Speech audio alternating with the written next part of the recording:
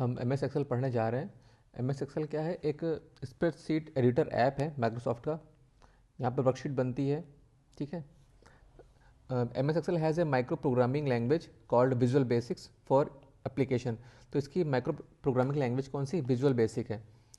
इसमें आप सबसे पहले क्वेश्चन आता है सेल क्या होता है। सेल क्या होता है? Intersection of row and column जो होता है वो सेल होता है। वर्कशीट क्या होता है? Collection of sales.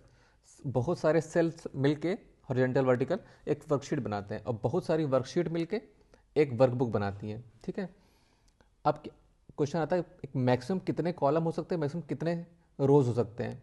ठीक है। एक शीट में से ये शीट है, इसमें ये कॉलम्स हैं और ये रो हैं। और कॉलम हमेशा एक एक अल्फ़ाबेट से रिप्रेजेंट होता है, जैसे A B C D E, ये तो कॉलम हो गए। ठीक है। और ये अल्फ़ाबेट्स हो गए। तो ऐसा समझो, पहले आता है कॉलम लिखते हैं। जैसे मान लो मुझे हमें ये नंबर लिखना है। ठीक है। तो ये क्या है? B3 है ये। मतलब B कॉलम है और 3 हमारा रो था। ठीक है। तो देखो C से कॉलम, R से रो। तो C पहले आता है तो पहले C लिखते हैं, कॉलम का नंबर लिखते हैं, फिर रो का नंबर लिखते हैं। CR लिखते हैं, C से कॉलम पहले फिर रो।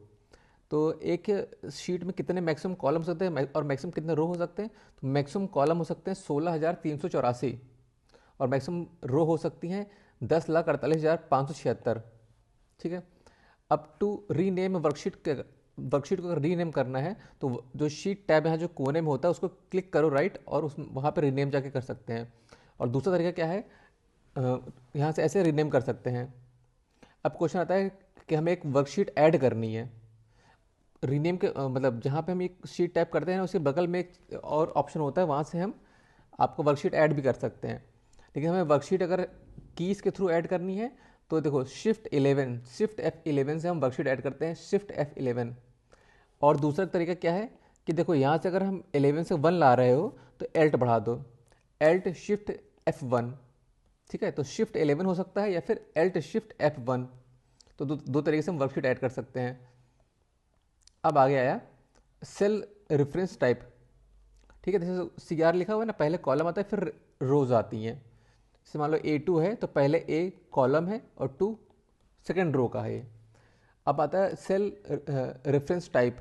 3 तरह के सेल रेफरेंस टाइप होते हैं। ठीक है। और जब भी हम कोई फॉर्मूला अप्लाई करते हैं सेल के अंदर तो हम पहले इक्वल टू साइन लगाते हैं। अब सबसे पहला सेल रेफरेंस टाइप आता है रिलेटिव। रिलेटिव में क्या होता है? रिलेटिव को रिप्रेजेंट करते हैं इक्वल टू A1 जैसे है तो A वाली कॉलम हो गई और 1 रो हो गई।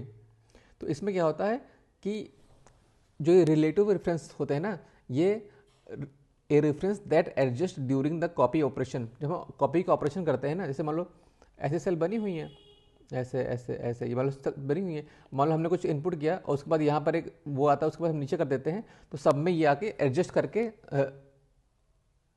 अपने आप को फिर से लिख जाता है। ठीक है। तो जो रेफरेंस रिलेटिव रेफरेंस होता है, a reference that adjust during the copy operation. और इसमें कोई डॉलर का साइन नहीं होता है। रिलेटिव वाले में कोई डॉलर का साइन नहीं होता है और both column and row change हो जाते हैं।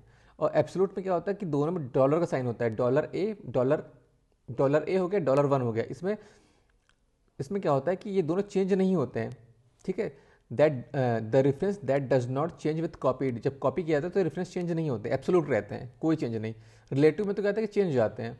मिक्स्ड में क्या रहता है? तो जिस जिस जैसे $A है 1 है या फिर $1 है, तो जिसके आगे डॉलर रहेगा वो तो चेंज नहीं होगा। जैसे यहाँ पे कॉलम के आगे डॉलर है तो column does not change, but row change हो जाएगा क्योंकि मिक्स वाला है। और $1 है तो ए मतलब कॉलम चेंज हो जाएगा but A does not change, मतलब रो डज नॉट चेंज। ठीक है। ऐसे आ गया। अब एम एस एक्सेल में जैसे एम एस वर्ड में होता है वैसे सब कुछ एक्सेल में भी होता है, बस कुछ कुछ कहीं कहीं चेंज है, वो भी देखेंगे आगे। अब जूम का देखते हैं तो एम एस वर्ड में 10% लेके 500% तक, एक्सेल में हो 10% से 400% तक। फॉन्ट का साइज देखते हैं, वर्ड में होता है 8 से 72 ऑटोमेटिक और 1 से 1638 मैनुअल। एक्सेल में होता है वर्ड जो साइज होता है फॉन्ट का वो 8 से 72 ऑटोमेटिक और 1 से 409 मैनुअल। ठीक है। मैक्सिमम कितने एक शीट में रो और कॉलम हो सकते हैं? कॉलम हो सकते हैं 16,384 और रोज हो सकती हैं 10,48,576। ठीक है। मिनिमम सीट वर्कशीट हो सकती है 3 और मैक्सिमम वर्कशीट हो सकती है 255। ठीक है। अब आता है मैक्सिमम नंबर ऑफ करेक्टर कितने हो सकते हैं एक सेल के अंदर। एक सेल के अंदर कितने मैक्सिमम करेक्टर हो सकते हैं? तो 32,767, 32,767 इतने करेक्टर हो सकते हैं एक सेल के अंदर। जब भी हम कोई फार्मूला का यूज़ करते हैं तो सबसे पहले हमें बराबर का साइन लगाना पड़ता है, उसके बाद फार्मूला स्टार्ट करते हैं। फॉर एग्जांपल अगर मैं लोअर फार्मूला लगाना है तो जैसे ये ए और 1, ए कॉलम है 1 सेल है तो यहाँ पे अर्पित लिखा, और ये अब बी में मान लो मुझे इसका लोअर का फार्मूला लगाना है तो इक्वल टू लोअर A1 कर दोगे तो क्या हो जाएगा, सारे जो वर्ड्स हैं सब, सारे अल्फ़ाबेट सब लोअर में आ जाएंगे। ठीक है, लोअर अल्फ़ाबेट्स में आ जाएंगे। ठीक है। और सेल के जब भी हम कोई दिखाते हैं कौन सा सेल है ये, तो हम पहले कॉलम को लिखते हैं फिर रो को लिखते हैं, CR पहले कॉलम फिर रो।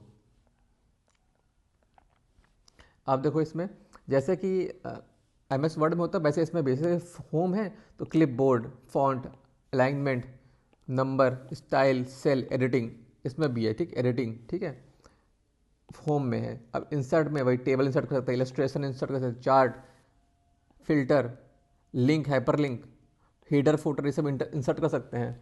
ठीक है। उसके बाद सिग्नेचर इंसर्ट कर सकते हैं और ये सिंबल्स इंसर्ट कर सकते हैं। पेज लेआउट सेम है, थीम्स, पेज सेटअप में मार्जिन, ओरिएंटेशन ये सब आ सकता है। और ये फिर आगे देखो, उसके बाद हम देखेंगे फार्मूलाज में देखो क्या क्या, auto sum, recently used, financial, logical, date and time, math and trigonometry ये सब यूज़ कर सकते हैं। उसके बाद डेटा में रिमूव डुप्लीकेट डेटास ये भी आता है ऑप्शन। फिर आता है रिव्यू में हम वही स्पेलिंग, रिसर्च, थ्रिसॉरस ये सब कर सकते हैं। व्यू में आता है हाइड का ऑप्शन, व्यू में आता है, व्यू टैब में आता है हाइड का ऑप्शन। और व्यू में क्या आता है, normal page break, custom views सब आता है, जूम करना आता है। मार्कोज व्यू में आता है, मार्कोज। ठीक है। आप देखो MS एक्सेल के कुछ फंक्शंस देखते हैं। जैसे लोअर का फंक्शन क्या होता है कि इससे A और 1 और ये अर्पित लिखा है तो बी में तुम जाकर इक्वल टू लोअर A कर दो तो ये अर्पित ऐसे स्मॉल में आ जाएगा। तो मतलब लोअर में क्या होता है, सारे करेक्टर लोअर केस में आ जाएंगे। ठीक है। अपर में क्या होगा, सारे करेक्टर अपर केस में आ जाएंगे।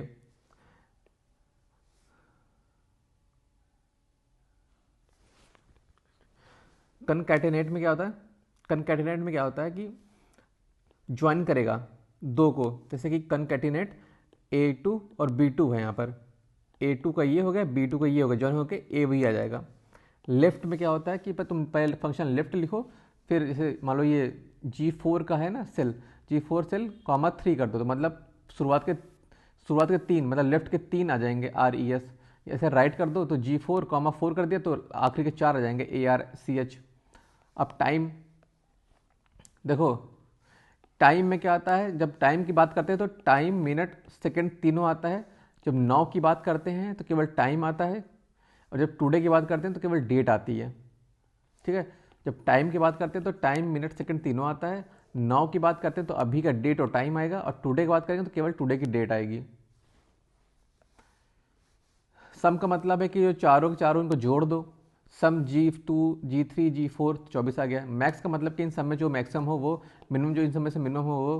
काउंट इफ का मतलब क्या है, काउंट करना है बट सर्टन कंडीशन अप्लाइड है। फॉर एग्जांपल ये जो रेंज थी यहाँ पर G2 3 4 वाली, अब रेंज G2 से G4 तक है। Count if G2 G4 greater than 7, ये कंडीशन है कि मतलब ऐसा उसमें कौन सा नंबर है जो ग्रेटर देन 7 हो इन तीनों में से, तो 2 नंबर ऐसे हैं। तो मतलब काउंट करना है बट इफ़ एक कंडीशन आ गई है। एंड का मतलब क्या है कि हमें जो कंडीशंस दे रहे हैं वो ट्रू तब होगी जब सारी कंडीशन उसकी ट्रू होंगी। इफ़ ऑल कंडीशन फुलफिल्ड तो उसका आंसर ट्रू आएगा, अदरवाइज फॉल्स आएगा।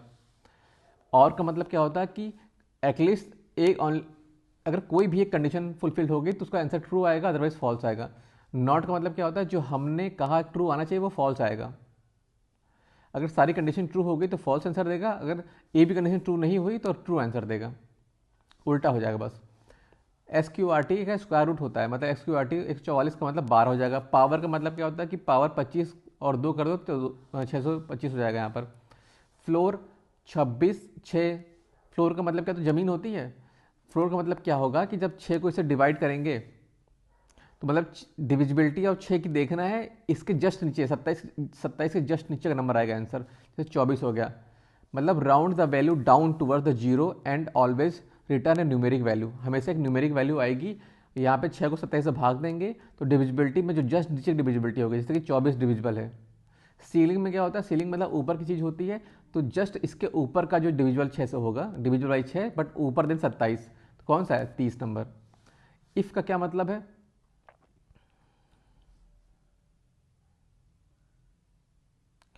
इफ़ का मतलब क्या है, test a user defined condition and return result if the condition is true. जो रिजल्ट हमें देने को कहा है, कंडीशन ट्रू होती तो वो रिजल्ट देगा। फॉर एग्जांपल अगर हमें कहा है कि G3 अगर ग्रेटर देन 5 है तो पास लिख के आना, तो पास लिख के आएगा। अगर if G3 greater than less than 10 है तो फेल लिख के आना, तो फेल लिख के आया। मतलब हम यहाँ कंडीशन देते हैं कि वो करके आना, अगर ऐसा सेटिस्फाई होता है तो उस हिसाब से इसका रिस्पॉन्स होता है। Absolute A B S, absolute value क्या मतलब होता है कि अगर कोई माइनस की वैल्यू है तो प्लस में आ जाएगा। जैसे मान लो एब्सोलूट C4 है तो माइनस 345 है तो ये प्लस 345 हो जाएगा। प्रोडक्ट में क्या होता है कि 2 का गुणा हो जाएगा, G2 G3, तो G2 और G3 गुणा हो गए 648। मोड में क्या होता है कि रिमाइंडर आता है, मोड में क्या होता है रिमाइंडर आता है, रिमाइंडर। जैसे मोड 26/5, इसका रिमाइंडर 1 हो जाएगा। सम इफ़, तो सम करना है अगर इफ़ में सर्टेन कंडीशन अप्लाई होती है, तो इफ़ का मतलब कोई कंडीशन है, add the cell in supplied range that satisfy given criteria, अगर गिवन क्राइटेरिया सेटिस्फाई करता है तो वो ऐड कर दो जो रेंज दी गई है। काउंट का मतलब क्या होता है कि आपको return the value of, return the number of the numerical value in supplied set of cells, मतलब कितने सेल्स हैं इनको काउंट करके बताना है आपको। जैसे कि अगर हम देखें S4 से S6 तक, S4 से S6 तक कितने नंबर्स हैं, तो इस सेल सप्लाइड रेंज में है, उसको काउंट करो तो 3 है। और लेन का क्या होता है, लेन का मतलब क्या होता है कि एक सेल में कितने नंबर है उसको काउंट करता है। जैसे कि इसमें 1 2 3 4 5 6 7, इसमें 7 नंबर है तो 7 आ गया। तो काउंट में इसे वर्टिकल काउंट करता है सेल का, और मतलब कितने रेंज है उसका काउंट करता है, और लेन में क्या होता है केवल एक सेल का काउंट करता है, हॉरिजॉन्टल। अब मैच का क्या मतलब होता है, एवरेज में तो एवरेज निकालना होता है। मैच का मतलब क्या होता है कि look up the value with reference of an array. तो मैच का में कैसे हम करते हैं कि मैच हो गया, फिर लुक अप वैल्यू, फिर लुक अप एरे, फिर मैच टाइप। मैच टाइप 3 तरह के मैच टाइप होते हैं। तो मैच हो गया, अब यहाँ पे 12 लिख दिया हमने, मान लो फॉर एग्जांपल हमने लिखा यहाँ पे मैच टाइप का क्या है, मान लो अगर मैच टाइप में 0 है तो मतलब एग्जैक्टली वो नंबर है कि नहीं है। मैच टाइप में 1 है मतलब उससे कम का नंबर है कि नहीं है। अगर मैच टाइप में -1 है तो मतलब उससे ज़्यादा नंबर है कि नहीं है। जैसे 12 हो गया, ये नंबर अंदर ये लुकअप एरे हो गया, और ये मैच टाइप 1 है, मतलब कितने ऐसे नंबर हैं जो 12 से कम है, तो ऐसा बस एक ही नंबर है, 2 नंबर है, एक 9 एक 10। और ये लुकअप वैल्यू हो गई, और ये लुकअप एरे हो गया, और ये मैच टाइप -1 है, तो कितने से नंबर जो 12 से ऊपर है, 1 2 3 हो गया। लेन फंक्शन क्या होता है, return to the total character in the strings, मतलब एक सेल के अंदर स्ट्रिंग में कितने करेक्टर हैं उसको लिखाता है। जैसे कि लेन 1 4 5 है तो कितने करेक्टर हैं, 4 हो गए। डेट वैल्यू में क्या होता है, डेट वैल्यू ऐसे ऐसे कर देंगे, तो आज की जो वैल्यू वो आज डेट वैल्यू में is use to convert a date that is stored as text to a serial number that Excel recognise as date. ठीक है। प्रॉपर में क्या होता है कि जैसे कोई प्रॉपर में क्या होता है कि जैसे मान लो ये क्यू है, क्यू आपका ये क्या है, Q10 है। Q10 में अगर प्रॉपर फंक्शन लगा देंगे तो पहला इसका अल्फ़ाबेट कैपिटल हो जाएगा, बाकी स्मॉल रहेगा। राउंड में क्या होता है कि आपको राउंड ऑफ करना होता है, उसमें ये भी लिखा होता है कितने डिजिट तक करो। फॉर एग्जाम्पल राउंड, फिर अंदर नंबर कॉमा 3 है, तो मतलब 5235 आ गया, 5235। इवन का क्या मतलब होता है, इवन क्या है, function is use to find the nearest even number. Even में हम इवन नंबर फाइंड करते हैं, और ये हमेशा ग्रेटर में रहता है। फॉर एग्जांपल 11 का इवन 12 हो गया, लेकिन यहाँ पर ना कंप्यूटर माइनस को रिकॉग्नाइज नहीं करता, तो -9 का भी उसको वो प्लस की तरह ट्रीट करता है। तो 11 -9 का हो गया 10 हो गया। ऑर्डर में क्या होगा कि नियरेस्ट नियरेस्ट लेकिन ग्रेटर वाला, ठीक है। जैसे 8 है तो हो गया 9, अभी -8 होता है तो भी 9 हो जाता। अब आता है देखो डॉलर का जहाँ साइन होता है वहाँ पे absolute address, represent an absolute address of the cell. उसके बाद देखो कंट्रोल 0 कंट्रोल 9, अल्फ़ाबेट देखो 0 से 9 तक होते हैं, तो 0 का मतलब है कॉलम हाइड करो। देखो CR में पहले कॉलम आता है, तो कंट्रोल+0 कॉलम हाइड करो, कंट्रोल+9 रो हाइड करो। और हाइड ऑप्शन प्रेजेंट होता है व्यू में। कंट्रोल प्लस आर, इसका मतलब होता है रीनेम करना है टेबल को, रीनेम टेबल। और एमएस वर्ड में कंट्रोल आर होता है राइट अलाइनमेंट। और कंट्रोल प्लस 3 या कंट्रोल आई ये होता है इटैलिक में बनाना है अंदर के नंबर को, कंट्रोल आई या फिर कंट्रोल 3। कंट्रोल 4 या कंट्रोल यू मतलब क्या है, अंडरलाइन करना है। कंट्रोल डी का क्या मतलब है कि देखो कंट्रोल सी कंट्रोल वी में तो होता है कॉपी पेस्ट होता है, कंट्रोल सी में कॉपी पेस्ट होता है, लेकिन देखो ये सी से एक कदम आगे है, डी है। कंट्रोल डी का मतलब कंट्रोल सी होता तो हम कॉपी करते हैं, लेकिन कंट्रोल डी है ये, तो copy the content and format को भी कॉपी करेगा ये, कंटेंट कॉपी करेगा ये पर फॉर्मेट को भी करेगा। Of the top most cell of a selected range into the cell below, तो इसीलिए कंट्रोल डी है। अब एल्ट प्लस एंटर ये क्या होता है, देखो जब हम एंटर करते हैं तो हमें तो पता है कि अगली लाइन शुरू हो जाती है, लेकिन अगर विद इन सेल करना है, अगली लाइन शुरू स्टार्ट करना है न्यू लाइन को within cell, same cell में, तो एल्ट प्लस एंटर कर दो, एल्ट प्लस एंटर। ठीक है, आगे देखते हैं। कंट्रोल प्लस निगेटिव साइन का मतलब होता है कंट्रोल प्लस निगेटिव साइन, इसका मतलब होता है डिलीट करो, सेल को डिलीट कर दो, निगेटिव से डिलीट करना होता है। कंट्रोल प्लस सेमी कॉलन मतलब डेट बताओ, control plus shift plus semi colon मतलब टाइम बताओ। देखो डेट से ज़्यादा प्रिसाइज है टाइम, तो अभी इसमें तो आवर मिनट सेकेंड, ठीक है, तो कंट्रोल प्लस सेमी कॉलन हो गया date, control plus shift plus semicolon हो गया टाइम। अब आ गया है भाई शिफ्ट प्लस 11 हो गया है नई वर्कशीट इंसर्ट करो। अब यहाँ से 11 से अगर तुम एक हटाओगे तो तुम्हें एक और लाना पड़ेगा, तो Alt plus shift plus F1 ये भी हो गया नई वर्कशीट लाओ। Alt plus I plus R, देखो ऐड न्यू रो, देखो alt plus I plus R, R से तो रो हो जाता है, alt plus I plus R मतलब नई रो को इंसर्ट करो। टैब का मतलब होता है नेक्स्ट सेल पे जाओ, नेक्स्ट सेल पे मूव कर जाएगा टैब से। और शिफ्ट टैब मतलब पीछे जाएगा to move previous cell. Tab मतलब नेक्स्ट सेल, आ चुके हैं दोनों। टैब मतलब new cell, move to new cell, और टैब शिफ्ट मतलब move to previous cell. Shift plus space bar, shift plus space bar में क्या पूरा का पूरा सेल ही सिलेक्ट हो जाएगा, यहां से यहां तक का पूरी पूरी रो ही सिलेक्ट हो जाएगी, या तो कहते पूरी पूरी रो सिलेक्ट हो गई, या कह दो कि एक रो के सारे सेल सिलेक्ट हो गए। शिफ्ट प्लस स्पेस बार में पूरा, देखो स्पेस बार बहुत बड़ा है, अपने आप में इतना बड़ा होता है, तो मतलब ये पूरी रो ही सिलेक्ट कर देगा। हाइड ऑप्शन हमारा व्यू में होता है, और डिफॉल्ट अलाइनमेंट जैसे न्यूमेरिक, जैसे कोई नंबर लिखते हैं तो राइट में अलाइन होता है, कोई अल्फाबेट लिखते हैं तो लेफ्ट से अलाइन होता है। मैक्सिमम करेक्टर सेल में कितने हो सकते हैं, 32,767, ठीक है। when we select a range of cell, for example B3 से G9, then in the name of box only the name of the first cell is shown, that is B3 will be shown only, ठीक है। AutoSum का मतलब क्या है, to add content numeric value of the cluster of adjacent cell, सबको जोड़ देगा।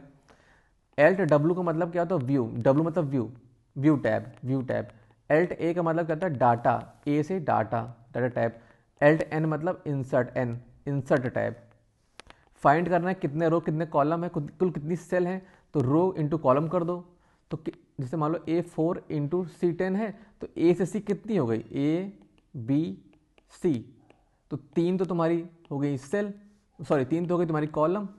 अब आता है 4 से 10 तक कितने रो हो गए, 4 5 6 7 8 9 10, 1 2 3 1 2 3 1 मतलब 7 7 21 हो गए, ठीक है। Each cell in the worksheet identify by cell reference, सही है। डेल, कंट्रोल प्लस डेल का मतलब है to delete one word to the right of the side, to the right side, ठीक है। राइट साइड में एक शब्द को डिलीट करना है। अब आओ जो कुछ देखो, ये जो लिखा है ना ये सेम है दोनों, एमएस वर्ड में एक्सेल में दोनों सेम है। F2 का मतलब क्या है, एडिट और रीनेम ए सेल।